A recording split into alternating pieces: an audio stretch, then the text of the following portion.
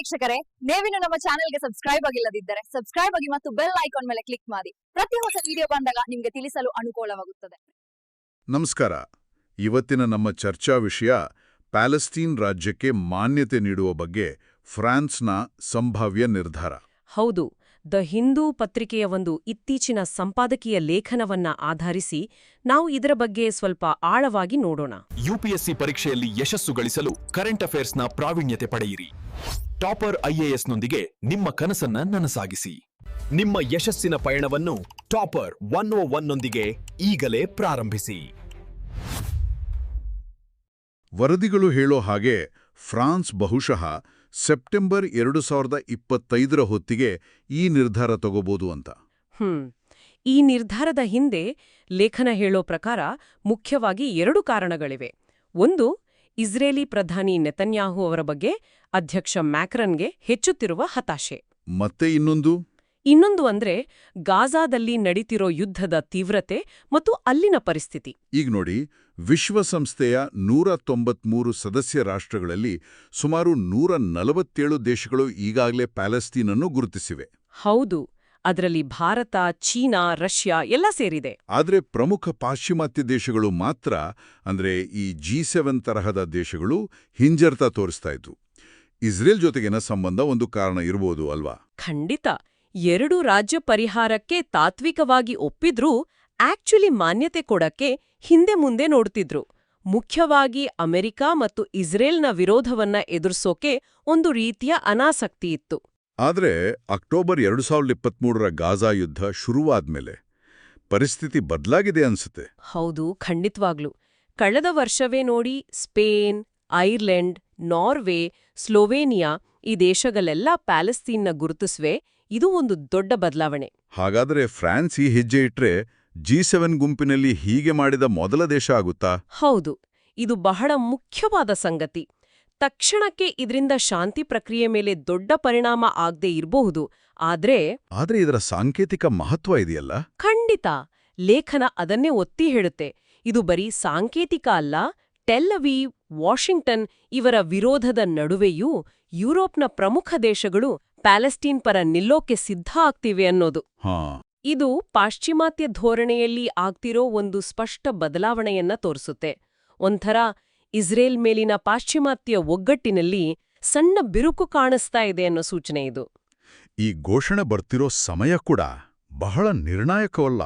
21 ತಿಂಗಳಿನ ಯುದ್ಧ, ಗಾಜಾ ಬಹುತೇಕ ನಾಶವಾಗಿದೆ.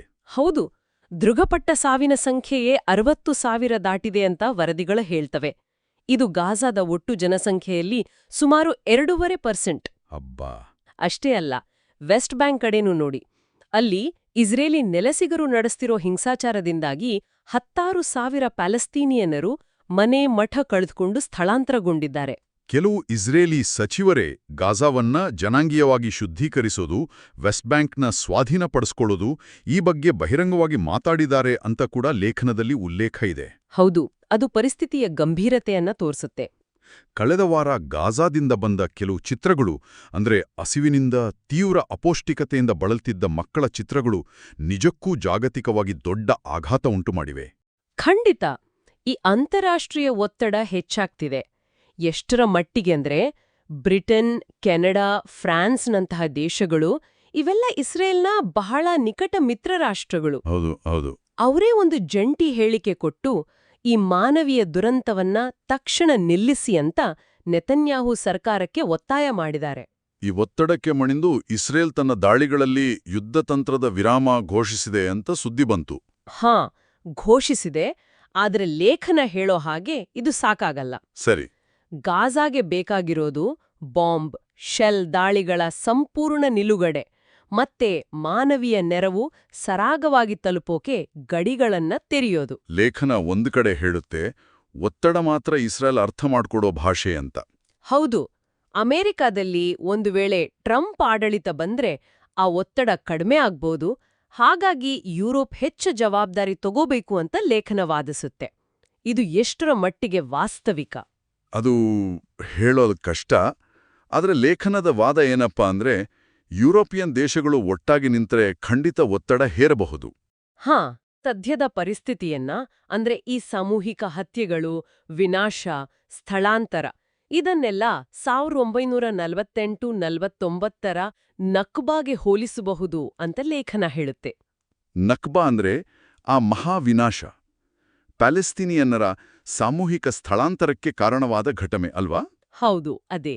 ಸೊ ಈ ಯುದ್ಧವನ್ನ ಹೇಗಾದ್ರೂ ನಿಲ್ಸೋದ್ರ ಜೊತೆಗೆ ಇಂಥ ದುರಂತ ಮತ್ತೆ ಆಗದೆ ಹಾಗೆ ನೋಡ್ಕೊಳ್ಳೋಕೆ ಒಂದು ಶಾಶ್ವತ ರಾಜಕೀಯ ಪರಿಹಾರ ಬೇಕು.